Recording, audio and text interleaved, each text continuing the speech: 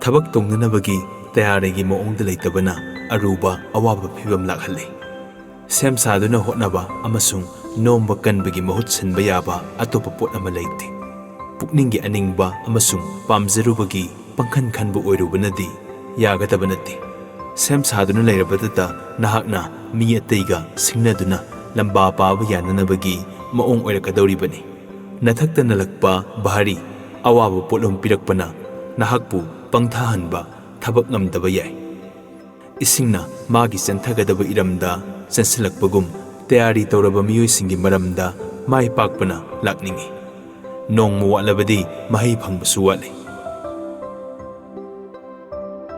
ꯃꯈꯥꯒꯤ ꯒꯨꯟꯁꯤꯡꯁꯤꯕꯨ ꯎꯜ ꯀꯟꯕ ꯀꯧꯅꯩ꯫ ꯊꯕꯛ ꯄꯥꯟꯗꯝ ꯂꯩꯕ, ꯑꯅꯤꯁꯨꯕꯗ ꯁꯦꯝ ꯁꯥꯕ, ꯑꯍꯨꯝꯁꯨꯕꯗ ꯈꯥꯡꯕ ꯀꯟꯕ, ꯃꯔꯤꯁꯨꯕꯗ ꯅꯤꯌꯝ ꯉꯥꯛꯅ ꯆꯠꯄ, ꯃꯉꯥꯁꯨꯕꯗ ꯑꯣꯏꯒꯗꯕ ꯋꯥꯈꯜ ꯈꯟꯕ, ꯊꯕꯛ ꯊꯧꯔꯝ ꯌꯥꯠꯄ, ꯆꯥꯎꯊꯣꯛꯆꯕ ꯋꯥꯈꯜ ꯂꯩꯕ, ꯂꯦꯞꯇꯅ ꯍꯣꯠꯅꯕ, ꯃꯃꯜ ꯂꯩꯕ꯫ ꯅꯁꯥ ꯅꯊꯟꯇ ꯍꯪꯖꯧ꯫ ꯋꯥꯍꯪꯁꯤꯡꯗꯨꯗꯤ ꯃꯌꯦꯛ ꯁꯦꯡꯅ ꯈꯪꯂꯕ ꯑꯩꯒꯤ ꯊꯕꯛꯀꯤ ꯄꯥꯟꯗꯝ ꯑꯃ ꯂꯩꯖꯔꯕ꯭ꯔꯥ?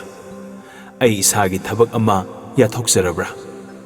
ꯇꯌꯥꯔꯤ ꯇꯧꯔꯤꯕꯗꯨ ꯑꯩꯒꯤ ꯀꯔꯤ ꯄꯥꯡꯒꯜ ꯄꯨꯊꯣꯛꯂꯤ? ꯊꯕꯛꯇꯨꯗ ꯑꯩꯅ ꯃꯃꯜ ꯀꯌꯥ ꯄꯤꯅꯤꯡꯂꯤ? ꯃꯗꯨ ꯑꯩꯅ ꯀꯌꯥ ꯌꯥꯝꯅ ꯇꯧꯒꯦ ꯈꯜꯂꯤ? ꯊꯕꯛꯀꯤ ꯃꯍꯩ ꯐꯪꯒꯗꯧꯔꯤꯕ ꯃꯇꯝꯗꯨ ꯉꯥꯏꯕ ꯉꯝꯕꯒꯤ ꯄꯥꯡꯒꯜ ꯂꯩꯔꯕ꯭ꯔꯥ? ꯊꯕꯛ ꯃꯆꯨ ꯇꯥꯅ ꯐꯖꯅ ꯄꯥꯡꯊꯣꯛꯅꯕ ꯍꯣꯠꯅꯕꯗ ꯇꯧꯅꯤꯡꯕꯒꯤ ꯋꯥꯈꯜ ꯂꯩꯔꯕ꯭ꯔꯥ? ꯏꯟꯒꯗꯧꯔꯤꯕ ꯑꯆꯦꯠꯄ ꯅꯤꯌꯝꯁꯤꯡ ꯑꯁꯤ ꯑꯩꯒꯤ ꯂꯩꯖꯔꯕ꯭ꯔꯥ? ꯑꯩꯅ ꯇꯧꯔꯤꯕ ꯊꯕꯛꯇꯨꯒꯤ ꯆꯥꯎꯊꯣꯛꯆꯕ ꯂꯩꯔꯕ꯭ꯔꯥ? ꯉꯝꯒꯅꯤꯅ ꯍꯥꯏꯅ ꯈꯟꯖꯕ ꯋꯥꯈꯜ ꯑꯃ ꯑꯩꯉꯣꯟꯗ ꯂꯩꯖꯔꯕ꯭ꯔꯥ? ꯍꯧꯖꯤꯛ ꯑꯃꯨꯛ ꯇꯥꯕꯤꯔꯁꯤ ꯑꯁꯤꯒꯨꯝꯕ ꯃꯑꯣꯡꯗ ꯇꯧꯒꯗꯕꯅꯤ ꯍꯥꯏꯕ ꯅꯤꯌꯝ ꯄꯨꯊꯣꯛꯄ꯫ ꯃꯥꯏ ꯄꯥꯛꯄ ꯑꯣꯏꯔꯕ ꯃꯤꯁꯤꯡꯗꯤ ꯇꯧꯈꯤꯕ ꯊꯕꯛꯇꯨ ꯀꯨꯞꯅ ꯑꯃꯁꯨꯡ ꯈꯟꯊꯕꯗꯤ ꯌꯥꯏ, ꯇꯧꯏꯒꯨꯝꯕꯁꯨꯡ ꯃꯗꯨꯕꯨ ꯔꯦꯁꯅꯦꯂꯥꯏꯖ ꯇꯧꯗꯦ꯫ ꯃꯗꯨꯗꯤ ꯃꯥꯏ ꯄꯥꯛꯄ ꯉꯝꯍꯧꯗ꯭ꯔꯕꯁꯤꯡꯅ ꯇꯧꯒꯗꯕ ꯊꯕꯛꯅꯤ ꯈꯜꯂꯤ꯫ ꯃꯥꯏ ꯄꯥꯛꯄ ꯉꯝꯍꯧꯗ꯭ꯔꯕꯁꯤꯡꯅ ꯃꯈꯣꯏꯅ ꯃꯥꯏꯊꯤꯔꯕ ꯅꯥꯊꯩꯐꯝ ꯄꯤꯅꯕ ꯃꯔꯝ ꯀꯌꯥ ꯄꯤꯐꯝ ꯂꯩ꯫ ꯃꯈꯥꯒꯤ ꯑꯁꯤꯒꯨꯝꯅ ꯅꯥꯊꯩꯐꯝ ꯑꯣꯏꯕ ꯃꯁꯥꯒꯤ ꯃꯔꯥꯜ ꯀꯨꯞꯁꯤꯟꯅꯅꯕ ꯋꯥꯍꯩ ꯀꯌꯥ ꯑꯃꯅꯤ꯫ ꯑꯩ ꯂꯥꯏꯕꯛ ꯂꯩꯇꯗꯨꯅ ꯇꯧꯔꯤꯕꯅꯤ꯫ ꯑꯩꯁꯤ ꯔꯥꯁꯤ ꯐꯠꯇꯕ ꯄꯨꯡꯐꯝꯗ ꯄꯣꯛꯂꯨꯕ ꯃꯤꯅꯤ꯫ ꯑꯩꯅ ꯈꯔ ꯅꯍꯥ ꯑꯣꯏꯃꯜꯂꯤ꯫ ꯑꯩꯁꯤ ꯈꯔ ꯑꯍꯟ ꯑꯣꯏꯃꯟꯈ꯭ꯔꯦ꯫ ꯑꯩꯉꯣꯟꯗ ꯈꯨꯔꯧ ꯊꯥꯡꯍꯟꯕ ꯃꯑꯣꯡ ꯈꯔ ꯐꯪꯈ꯭ꯔꯦ꯫ ꯃꯗꯨꯗ ꯑꯩ ꯌꯥꯝꯅ ꯍꯦꯟꯅ ꯍꯩꯁꯤꯡꯕ ꯃꯤ ꯑꯣꯏꯗ꯭ꯔꯦ꯫ ꯑꯩ ꯂꯥꯏꯔꯤꯛ ꯂꯥꯏꯁꯨ ꯍꯩꯕ ꯃꯤ ꯑꯣꯏꯔꯝꯗ꯭ꯔꯦ꯫ ꯑꯩꯁꯦ ꯃꯤꯅ ꯌꯦꯡꯕꯗ ꯐꯖꯕ ꯁꯛ ꯑꯣꯏꯗꯦ꯫ ꯑꯩ ꯃꯤ ꯌꯥꯝꯅ ꯁꯝꯅꯍꯧꯗ꯭ꯔꯦ꯫ ꯑꯩ ꯁꯦꯜ ꯃꯇꯤꯛ ꯆꯥꯅ ꯂꯩꯈꯤꯗ꯭ꯔꯦ꯫ ꯊꯕꯛꯇꯨ ꯇꯧꯅꯕꯒꯤ ꯃꯇꯝ ꯃꯇꯤꯛ ꯆꯥꯅ ꯐꯪꯈꯤꯗ꯭ꯔꯦ꯫ ꯑꯩꯒꯤ ꯁꯦꯜ ꯊꯨꯝꯒꯤ ꯐꯤꯕꯝ ꯐꯠꯇꯦ꯫ ꯃꯗꯨꯒꯤ ꯈꯨꯗꯣꯡꯆꯥꯕ ꯇꯟꯖꯥ ꯑꯗꯨꯗꯪ ꯐꯪꯂꯝꯂꯕꯗꯤꯀꯣ? ꯑꯩ ꯌꯨꯝꯁꯤꯗꯪ ꯄꯥꯜꯂꯝꯗ꯭ꯔꯕꯗꯤ ꯐꯔꯝꯒꯗꯕꯅꯤꯀꯣ? ꯑꯩ ꯌꯨꯝ ꯄꯥꯟꯕ ꯃꯤ ꯑꯃ ꯑꯣꯏꯔꯝꯂꯕꯗꯤ ꯐꯔꯝꯒꯗꯕꯅꯤꯀꯣ? ꯃꯁꯤ ꯅꯠꯇꯕ ꯑꯇꯩ ꯋꯥꯍꯩ ꯀꯌꯥ ꯑꯃꯁꯨ ꯂꯩꯈꯤꯒꯅꯤ꯫ ꯃꯤ ꯑꯃꯅ ꯊꯕꯛ ꯑꯃ ꯇꯧꯕꯗ ꯃꯥꯏ ꯄꯥꯛꯄ ꯑꯣꯏꯍꯟꯅꯕꯒꯤ ꯄꯣꯠ ꯑꯅꯤꯈꯛ ꯂꯩ: ꯅꯤꯌꯝ ꯆꯨꯝꯕ ꯋꯥꯈꯜ ꯑꯃꯁꯨꯡ ꯃꯍꯩ꯫ ꯚꯥꯔꯠ ꯂꯩꯕꯥꯛꯇ ꯌꯣꯡ ꯀꯔꯝꯅ ꯐꯥꯅꯩ? ꯃꯊꯛꯇ ꯃꯈꯨꯜ ꯃꯆꯥ ꯑꯃ ꯄꯥꯟꯕ ꯎꯄꯨ, ꯃꯗꯨꯗ ꯌꯣꯡꯅ ꯃꯈꯨꯠꯇꯨ ꯌꯥꯝꯅ ꯆꯤꯟꯅ ꯊꯤꯡꯖꯤꯟꯕꯗꯪ ꯌꯥꯕ ꯑꯃ ꯌꯣꯡ ꯐꯥꯕ ꯃꯤꯁꯤꯡꯅ ꯁꯤꯖꯤꯟꯅꯩ꯫ ꯎꯄꯨꯗꯨꯒꯤ ꯃꯅꯨꯡꯗ ꯍꯋꯥꯏ ꯃꯔꯨ, ꯎꯍꯩꯒꯨꯝꯕ ꯈꯔ ꯍꯥꯞꯄꯤ꯫ ꯌꯣꯡꯅ ꯎꯄꯨꯗꯨꯗ ꯃꯈꯨꯠ ꯊꯤꯡꯖꯤꯜꯂꯒ ꯄꯣꯠ ꯂꯧꯔꯒ ꯆꯦꯠꯅ ꯄꯥꯏꯁꯤꯟꯕꯗ ꯃꯈꯨꯠꯇꯨ ꯈꯨꯇꯨꯝ ꯇꯥꯁꯤꯜꯂꯤ꯫ ꯄꯣꯠꯇꯨ ꯂꯧꯔꯒ ꯃꯈꯨꯠꯇꯨ ꯁꯠꯇꯣꯛꯅꯕ ꯇꯧꯏ꯫ ꯑꯗꯨꯕꯨ ꯎꯄꯨ ꯃꯈꯨꯜꯗꯨꯗꯤ ꯃꯈꯨꯠ ꯏꯇꯤꯡ ꯇꯤꯡꯅ ꯊꯤꯡꯖꯤꯟꯈꯤꯕꯅꯤꯅ ꯆꯟꯕ, ꯑꯗꯨꯒ ꯈꯨꯇꯨꯝ ꯇꯥꯁꯤꯜꯂꯕꯗꯤ ꯁꯠꯇꯣꯛꯄ ꯌꯥꯗꯕ ꯃꯈꯨꯜ ꯃꯆꯥꯅꯤ꯫ ꯃꯇꯥꯡꯗꯨꯗ ꯌꯣꯡꯗꯨꯅ ꯇꯧꯕ ꯌꯥꯕ ꯊꯕꯛꯁꯤ ꯑꯅꯤꯅꯤ: ꯄꯥꯏꯔꯤꯕ ꯄꯣꯠꯇꯨ ꯊꯅꯝꯂꯒ ꯃꯈꯨꯠꯇꯨ ꯁꯠꯇꯣꯛꯂꯒ ꯃꯅꯤꯡ ꯇꯝꯅ ꯆꯠꯈꯤꯕ, ꯅꯠꯇ꯭ꯔꯒ ꯄꯣꯠꯇꯨ ꯑꯗꯨꯝ ꯄꯥꯏꯁꯤꯟꯗꯨꯅ ꯂꯩꯔꯒ ꯃꯥꯕꯨ ꯐꯥꯍꯟꯈꯤꯕ ꯑꯁꯤꯅꯤ꯫ ꯌꯣꯡꯗꯨꯅ ꯑꯗꯨꯝ ꯍꯥꯏꯅ ꯄꯣꯠ ꯂꯧꯕ ꯃꯇꯝ ꯄꯨꯝꯕꯗ ꯇꯧꯔꯝꯒꯗꯕ ꯃꯑꯣꯡꯗꯨ ꯅꯪꯁꯨ ꯑꯃꯨꯛꯇꯪ ꯈꯟꯊꯗꯨꯅ ꯌꯦꯡꯕ ꯉꯝꯕ꯭ꯔꯥ? ꯃꯨꯟꯅ ꯈꯟꯗꯨꯅ ꯌꯦꯡꯉꯨ꯫ ꯌꯣꯡꯗꯨꯅ ꯑꯆꯥꯄꯣꯠꯇꯨ ꯊꯥꯗꯣꯛꯄ ꯇꯧꯗꯨꯅ ꯑꯗꯨꯝ ꯄꯥꯏꯁꯤꯟꯗꯨꯅ ꯂꯩ, ꯑꯗꯨꯒ ꯃꯤꯅ ꯐꯥꯈꯤ꯫ ꯑꯩꯈꯣꯏꯁꯨ ꯌꯣꯡꯒ ꯈꯦꯟꯅꯗꯕ ꯐꯤꯚꯝꯗ ꯂꯩ꯫ ꯑꯩꯈꯣꯏꯒꯤ ꯄꯨꯟꯁꯤꯗ ꯈꯨꯃꯥꯡ ꯆꯥꯎꯁꯤꯟꯕ ꯉꯝꯍꯜꯂꯣꯏꯗꯧꯕ ꯄꯣꯠꯁꯛ ꯑꯗꯨꯕꯨ ꯊꯥꯗꯣꯛꯄ ꯉꯝꯗꯅ ꯑꯗꯨꯝ ꯄꯥꯏꯁꯤꯟꯗꯨꯅ ꯑꯩꯈꯣꯏꯅ ꯂꯩ, ꯑꯩꯈꯣꯏꯅ ꯂꯩꯅꯩ꯫ ꯑꯩ ꯃꯁꯤꯒꯤ ꯊꯕꯛꯁꯤ ꯇꯧꯕ ꯉꯝꯗꯦ, ꯃꯔꯝꯗꯤ ꯑꯁꯨꯝꯅ ꯍꯥꯏꯗꯨꯅ ꯃꯔꯝ ꯀꯌꯥ ꯄꯨꯊꯣꯛꯇꯨꯅ ꯂꯩ꯫ ꯑꯃꯁꯨꯡ ꯃꯔꯝꯗꯤ ꯍꯥꯏꯔꯕ ꯇꯨꯡꯗ ꯂꯥꯛꯂꯤꯕ ꯄꯤꯔꯤꯕ ꯋꯥꯐꯝ ꯑꯗꯨꯗꯤ ꯃꯗꯨꯅ ꯑꯩꯈꯣꯏꯕꯨ ꯈꯨꯃꯥꯡ ꯆꯥꯎꯁꯤꯟꯕ ꯉꯝꯍꯟꯗ꯭ꯔꯤꯕ ꯑꯄꯟꯕ ꯄꯤꯔꯤꯕ ꯄꯣꯠꯁꯛ ꯑꯗꯨ ꯃꯗꯨꯅ ꯑꯗꯨꯝ ꯑꯣꯏ꯫ ꯊꯕꯛ ꯃꯥꯏ ꯄꯥꯛꯂꯕ ꯃꯤꯑꯣꯏꯁꯤꯡꯅ ꯃꯔꯝ ꯑꯃ ꯄꯤꯗꯨꯅ ꯂꯩꯕꯒꯤ ꯊꯕꯛ ꯇꯧꯗꯦ꯫ ꯇꯨꯡꯒꯤ ꯑꯣꯏꯕ ꯌꯥꯕ ꯀꯥꯟꯅꯕ ꯄꯥꯎꯇꯥꯛꯅꯤ ꯃꯁꯤꯗꯤ꯫ wahang hangba thoina tawruno amasung migi wa thoina taruno aduguma maramda maong putho kanagumba mi amana masabu hanthaba thakta khanjaduna thabak tawgadaba ningjing mangjingnaduna kiduna leiringaida atopa amana matam manghandana thabak kya tawduna asoibasu kyarak hanna nangki aduga mithoi mihanbu oiki hairibo haisa Henry C. Link na hairami itihas ki lawsing lawdraba miyoisingdi mapunsida hogatpa ngamlaroidaba lekha taraba miyoisingni asumba moongda wakhal khanba ngamlabadi maithiba kyagisu para lawi soiba haibasi lambi khara sangtok hankhibagi wani madumakna makha sangningi leitraba poloi lamthung adudi natte masidi matam chontahanbadani maithiba natti asoibasu ekhoina kaunariba mamingdi lawsing tansanba haibasini mi kharana hingduna leiringai para tamsili khangjili aduga kharana hingduna tangle asiba misingna makhoigi asoibasingdagi para phai khara hena singbasingna atopa migi asoibadagi para tamsili isagi asoibasing khaktadagi para tamduna pumna makhangna buhanabagi damaktadi aikhoigi punsisi kharadang tenmalli hauji amutabirasi khudong chaba tanja masak khangba ngamdaba khurau thangba pot saktam lawduna aphaba tanja masak lotuna lakpasu yai masigi maram sinani mi ayambana masibu masak khangba ngamdribasi kauritabadi khurau thangbagi sang wangliba makhai thabaktudagi phangadaba kanabagi sang wangba heli haibasini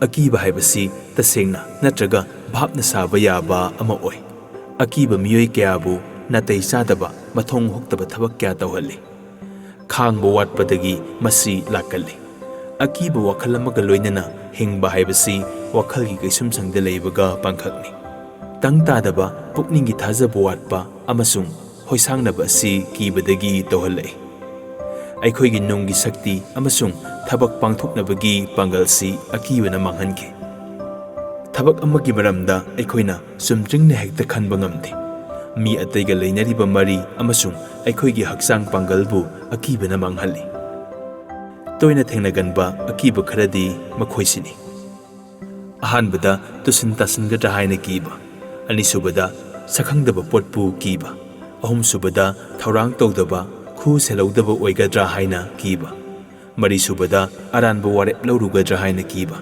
mangasubada mina yabiraknoidra haina kiba akiba makhal kharadi maong matau takpa yai ataidi pukningda damak fauraga haidokpa tamthokpa ngamde akibana pukning leitadaba sarangnaba pokhalai aduga maduna khara satharakduna matang amadada napsadaba wakhal khalhalai madumna tawrabadi maduna tasengnamak aikhoigi aruba thabak pangthoknabagi saktidu maham tahalli akiba poklakpa matamda aikhoina anamba matamda tawganba maong kaidasi phibam adudagi nanthokduna senanabu hotnaba asini nanthokduna selabadi khara saphaba pukning lumba mafam kaya ama leiba ngami amasung akibagi sapu saithengdu matam kharagi oina handhalli tawigumasung akiba poklakpagi maram adudi lengdana adum lei bhapna pangkhanda khanba aikhoigi awaba aruba samasyagi sang hengat alli akibadu aikhoina laksinba ngambagi sangi wangmada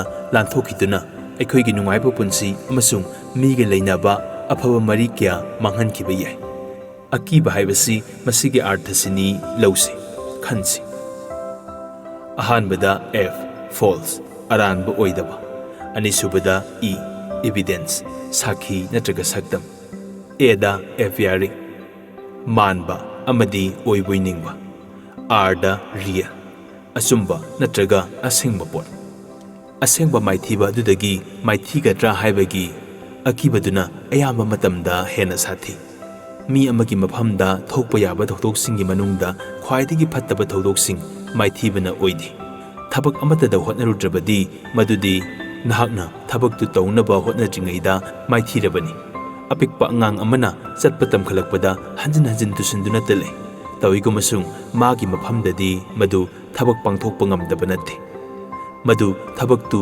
ngamnaba hainaba tamlibani maduda mahakna ningba kaiduna ninghannarabadi mahak chatpa sungai heiraroi khu khuda kunduna san chaduna satuna hingduna legadabgi mahutta makhongna leptuna satpa ngamna sikhibana hena phai.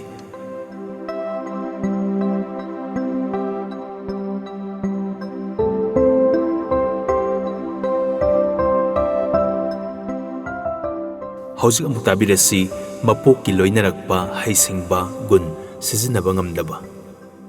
Albert Einstein hairami aigi leizariba gyan gi sakti gi 25% romtang aigi punsida sizinaki haina aina khalli. William James ki mot matung ina makhoida leizariba sakti gi saada taradagina taranithoi khatangkhak miyoibana sizinai. Mi singi masada yauriba nuksiraba sursing duga loinana makhoina sikhibasi khwaidagi nungaitaningai oiba potni. Makhoina hingduna leiringaida leizabi mating phudoktuna hinglamde. Sizinaduna tumhankiba mayeng tahankibagi mahutta koling kahanduna manghanki. Aidi koling kahanduna manghankibagi saruk sizinaduna tumhankibana hena pamse. Ai madu toronggadabani haiba asina punsida tabada khwaidagi nungaitaba wahaini. Koling kahanduna thambabu ngaiba kanba haiba oina artha oina lawroidabani. Ngaiba kanba haibasidi pukningna tawge khanba lawba phirepni. Masidi thabak ama pangthokpani. Amasung masi tawbada wil kanba amasung lepa leitana sangsinba sangi. Koling kahanba haibasidi atanbani. Amasung thabak tawduna leibagi maongni. Ahal oiraba mi amana kanagumba amada hangi. Punsigi khwaidagi aruba awaba potlumsi karino haina. Mathwai wana khumaki ahanduna.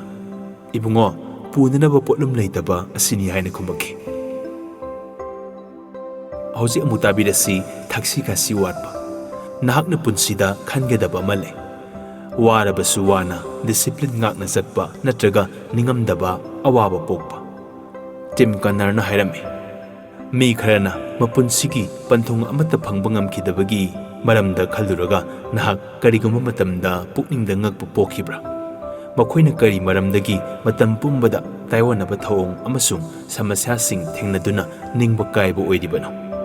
Mi kharana kamdauna lepa leitana mai pakpa mathang phanglibano. Aduga amaromdana mi kharana lepa naidana maithiba mathang oiribano. Sana khonabada khangdi, laik laisuda khangdi, natraga karbardani khangdi. Singthaba yana pangthokliba singdi discipline yaudana oikhiba mi amatang yaudi. Discipline leitaba miyoi singdi thabak khudimak tawnabu hotnarui amasung karigumba thabak amatada nasangba tawrude. Ningtamna wakhal khanba mini haijaba darsnik kharana discipline watpasibu ningkha tambagi thabakni haina seranana artha tawi. Aidi aeroplane tongduna satpa matamda mana tawningba moongda tawba pilot amana thawba pamde. Madugi mahutta discipline leiba tawpham thokpa mathau tawba amabu thawanningi. Aidi kana amatagi makha pona satti. Control tower dagi aingonda aina tawgadaba thabak thaudarakpa pamde haina mapukningi wakhal khanjaba wakhal leiba mi ama mahakpu oheningde. Thabak lisang setna sarak siantana tawbagi maong leitabasi discipline watpagi thabakni. Pukningda warakjaba kathokpa amasung wakhal lamphai chatpa aduga mihaulangda thuba tawdaba haibasingsi discipline na sangi. Masida pukning thingjinba soithoktana leiba haibagi artha lei. Asaba ising manil sibu pulapna phajinduna soithoktana leihandrabadi injin macha ama chalhanba ngamde. Maong sumna sinarubadagi naigra ising saibidagi bisili sakti thokanba yaroi. Theba thengugi wari aikhoi punamangda khangle. Lamjen yangi haiduna wajau ngangduna thebana thenguda lamjen tanasi singnarui. Mahakna singnabaduda thengudusu mayong yare. Lamjel tudagi wakhai binaba lamhui amabu neklure. Lamjen tharabada thengudu tapna lepa leitana satpa horaki. Aduga thebadudi kaptuna sanghatkre. Thengudu yamna lapna maningda thanamle. Soidana thoiragini haina thajaraduna thebadu tumthokke haina khanduna tumthokle. Tumuraga mikap tholoktuna amuk chalakpadadi thenguduna hana lamthongbam yoramduna lamjel thenguna thoikre. Lisang sitna sarak siandana thabak tawbada discipline jangi amasung maong sumdaba seranana thabak tawbadagi masida hena maru oi. Discipline ngakna satpa amasung ningamdaba pokpa haibasingsi awaba posak ngakdani. Mi ayambana anisigi marakta ama khalaga sathai. Adubu ꯀꯔꯝꯕꯅ ꯍꯦꯟꯅ ꯑꯋꯥꯕ ꯅꯨꯡꯉꯥꯏꯇꯕ ꯑꯣꯏ ꯍꯥꯏꯕꯗꯨ ꯑꯃꯨꯛꯇꯪ ꯈꯟꯗꯨꯅ ꯌꯦꯡꯉꯨ꯫ ꯀꯥ ꯍꯦꯟꯅ ꯃꯅꯤꯡ ꯇꯧꯍꯟꯅ ꯑꯃꯁꯨꯡ ꯊꯛꯁꯤ ꯈꯥꯁꯤ ꯂꯩꯍꯟꯗꯅ ꯌꯣꯛꯂꯛꯄ ꯑꯉꯥꯡ ꯑꯌꯥꯝꯕꯅ ꯃꯁꯥ ꯃꯇꯣꯝꯇꯕꯨꯁꯨ ꯃꯃꯥ ꯃꯄꯥꯕꯨꯁꯨ ꯅꯠꯇ꯭ꯔꯒ ꯁꯃꯥꯖꯄꯨꯁꯨ ꯕꯦꯚꯥꯔ ꯇꯧꯗꯕ ꯃꯤꯑꯣꯏ ꯑꯣꯏꯔꯛꯏ ꯑꯃꯁꯨꯡ ꯊꯕꯛꯀꯤ ꯗꯥꯏꯇ ꯂꯧꯔꯛꯄꯗ ꯋꯥꯅ ꯊꯣꯛꯏ꯫